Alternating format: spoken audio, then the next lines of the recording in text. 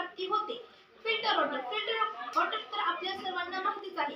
Filter water हे आपल्याला थंड पाणी व स्वच्छ पाणी देते, त्यापासून आपले आरोग्य सुधारते. इथे आम्ही फिल्टर वॉटरचे स्वच्छ पाणी म्हणजेच आपण पिण्यासाठी वापरण्यासाठी हा निळा नळ लावलेला आहे आणि त्यातले जे अशुद्ध पाणी आहे ते हिरव्या नळाद्वारे बाहेर पडतं व ते आपण घरामध्ये सांडपाण्यासाठी शौचालयासाठी वापरू शकतो. आता नंतर आहे बायोगॅस केंद्र. आता या बायोगॅस केंद्रापासून काय होते तर जी आपले गुरे असतात, जनावरे असतात, त्यांची जी विष्ठा असते ते विष्ठा पासून अस्वच्छता पसरते. त्यांच्या विष्ठेमध्ये जे अस्वच्छता असते त्यामुळे आजार शेजारी सगळी अस्वच्छता होते आणि ही अस्वच्छता न होण्यामुळे आम्ही इथं बायोगॅस केंद्र केलं आहे. आपण जो बायोगॅस मध्ये आपण ही जे आपल्या जनावरांची विष्ठा असते त्याचे आपण बायोगॅस मध्ये रूपांतर करू शकतो.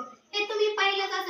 याच्यापासून आपल्याला दोन फायदे आहेत. एक तर कुठेही अस्वच्छता होणार नाही आणि त्या विष्ठेचा वापर दुसरा वापर म्हणजे त्यांनी आपण आपल्या घरामध्ये बायोगॅस म्हणजे आपल्या घरामध्ये आपण गॅस निर्माण करू शकतो. हॉस्पिटल ही दैनंदिन जीवनातील सर्वात महत्त्वाची गोष्ट आहे. हॉस्पिटलमध्ये कसलाही रोग असो तो नीटच होतो. आता काही लोक सध्या अंधश्रद्धेवर जास्त लक्ष ठेवतात. ती अंधश्रद्धा न बाळगता कोणताही आजार असो त्यावर आपण हॉस्पिटलमध्ये येऊन तो रोग नीट करू शकतो. आता पुढे आम्ही हे बनवलं आहे.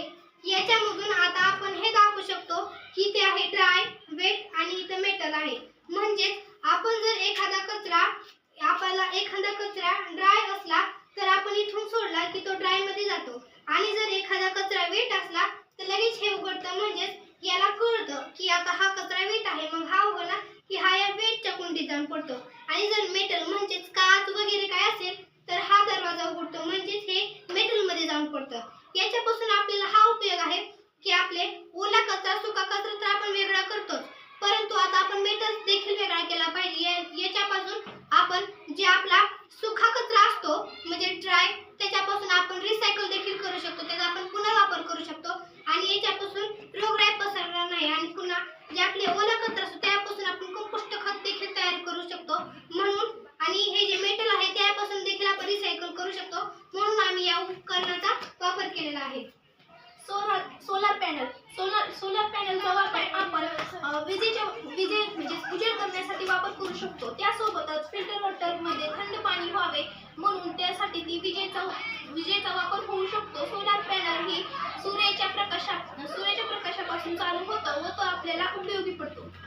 आता लहान मुलांना असे वाटावं की आपण काही खेळतच आहोत का, म्हणून यांच्या खेळण्यापासूनच आपण जर असे आम्ही डस्टबिन बनवलं आहे की मुलांना वाटतं की आपण काही खेळतच आहोत काय.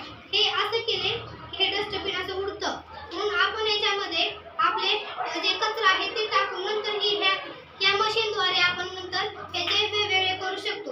आणि तसेच आता ही गाडी आहे, ही गाडी अशी रोडवर अशी पडली की ही गाडी कचरा वेचून घेते.